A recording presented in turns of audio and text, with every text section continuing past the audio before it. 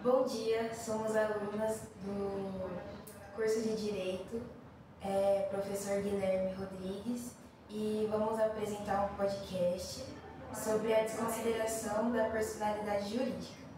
E hoje estamos aqui com a Fernanda e a Silvia, e eu, Angélica. Hoje a gente vai trazer um pouco o conceito, o caso, aspectos práticos e processuais, e a jurisprudência que o STJ tem sobre a desconsideração da personalidade jurídica. Então a gente pode começar com um conceito de desconsideração. Bom dia, eu sou a Fernanda, vou falar um pouco sobre o conceito da desconsideração jurídica, né? Para você poder entender um pouco sobre do que se trata. O conceito da desconsideração da personalidade jurídica se refere a uma medida excepcional. Uma medida excepcional no direito em que o juiz afasta momentaneamente a separação entre a pessoa jurídica e seus sócios ou administradores, com o objetivo de responsabilizar diretamente essa pessoa por obrigações assumidas pela empresa, normalmente em casos de fraude, abuso de direito ou desvio de finalidade. Então, assim, em regra geral, quando a empresa nesses casos de fraude, abuso de direito ou desvio de finalidade, a empresa responde por suas próprias dívidas e o patrimônio dos sócios são protegidos. Mas se ele está usando de má fé, de forma abusiva, por exemplo, fraudar o credor, praticar atos ilícitos, o juiz pode desconsiderar essa separação e atingir os bens pessoais dos sócios. Então, basicamente, quando a empresa está agindo de forma fraudulenta, ilícita ou de forma a agir de má fé, o juiz ele autoriza sim a desconsideração da personalidade jurídica. Agora você vai falar um pouquinho sobre o caso que a gente usou para mostrar de forma mais objetiva sobre a desconsideração da personalidade jurídica. Bom dia, eu sou a Silvia e eu vou falar sobre o caso em si. Nós usamos um agravo de instrumento onde o processo original é uma consumidora que tinha a intenção de comprar um imóvel e teve contrato, só que ela desistiu da compra e ela entrou com um pedido para que fosse devolvido o valor de acordo com o contrato, que era 10%. O juiz proferiu a sentença e foi determinado que a empresa devolvesse, só que a empresa não cumpriu com a sentença.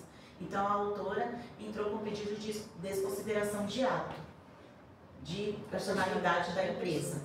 E aí, durante o processo, foi descoberta que essa empresa, a SSP, fazia parte de um grupo e que essa empresa não tinha nada no nome dela e também não tinha bens e nem valores para ressarcir a consumidora. Então, o juiz, usando a teoria menor, que é do artigo 28, que a Fernanda vai falar,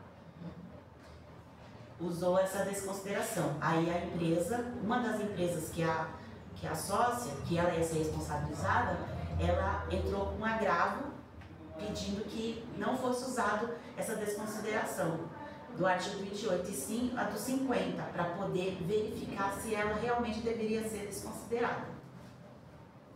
Sim, e no acórdão que a gente usou para poder embasar os estudos, o juiz ele coloca as considerações que a empresa que foi agravada ela teve para que a outra empresa, que é a SP Olímpia, fosse desconsiderada. Então aqui eles exigem que seja levado em conta o artigo 134, parágrafo 4º do Código de Processo Civil, que ele fala que o requerimento deve demonstrar o preenchimento dos pressupostos legais específicos para a desconsideração da personalidade jurídica. Então aqui eles falam, a empresa agravante fala que a SP Olímpia possuía patrimônios expropriados suficientes para satisfazer o crédito.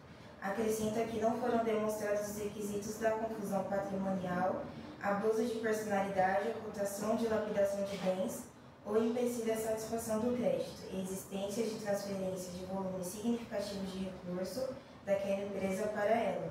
argumenta que a empresa não está insolvente e que a iliquidez não representa risco ao resultado útil do processo e que inexiste o perigo na demora. Então, para embasar isso, eles usaram o artigo 134 do Código de Processo Civil, o artigo 28, que foi usado para desconsiderar, e eles usaram o artigo 50, o parágrafo 1º, e as meninas vão falar mais sobre. Vou falar sobre o artigo 28, né, que foi o que foi usado para fundamentar o processo, onde o juiz, ele fala no artigo 28 o seguinte: o juiz poderá desconsiderar a personalidade jurídica da sociedade quando, em detrimento do consumidor, houver abuso de direito, excesso de poder, infração da lei, fato ou ato ilícito ou violação dos estatutos ou contrato social. A desconsideração também será efetivada quando houver falência, estado de insolvência, encerramento ou inatividade da pessoa jurídica, provocado por má administração. E são 5 parágrafos, e o parágrafo que foi usado aqui no nosso caso foi o parágrafo 5º, que fala que também poderá ser desconsiderada a pessoa jurídica sempre que a sua personalidade for de alguma forma obstáculo ao ressarcimento de prejuízos causados aos consumidores. Então foi esse o artigo que foi usado aqui no processo, que foi o artigo 28, parágrafo 5º. Os outros parágrafos falam sobre as sociedades que integram os grupos societários, e as sociedades controladas são subsidiariamente responsáveis pelas obrigações decorrentes deste Código. O parágrafo 3º fala sobre as sociedades consorciadas, são solidariamente responsáveis pelas obrigações decorrentes desse Código. E o parágrafo 4º fala: as sociedades coligadas só responderão por culpa. Então foi esse o artigo que o juiz usou aqui para fundamentar o processo. Aí a empresa que, por conta da desconsideração, foi imputada a pagar a dívida, ela entrou com esse agravo, alegando que ela estava inconformada por conta que o juiz deveria usar a teoria maior, que fala sobre o artigo 50, que ela tinha insolvência, que mesmo ela não tendo bens no nome dela, ela tinha condições de pagar. E que tentando desconsiderar, porque no artigo 28 fala sobre a relação de consumo, então não há necessidade de comprovação de nada. Então o juiz, né, os juízes, através do acórdão, consideraram a primeira decisão correta, não acatando o pedido da agravante, que é a responsável para poder pagar a autora do processo inicial. A jurisprudência do STJ nada mais é do que o que foi falado aqui nesse podcast, que alguns processos que nós pesquisamos, todas as vezes que tiver relação de consumo, é usada a teoria menor. E quando houver necessidade, que não for relação de consumo, for entre empresas, não for relação de consumo, é usada a teoria maior, que está no artigo 50. E aí cabe a outra parte provar que essa empresa ela é fraudulenta, que ela usou de má fé para não saldar suas dívidas.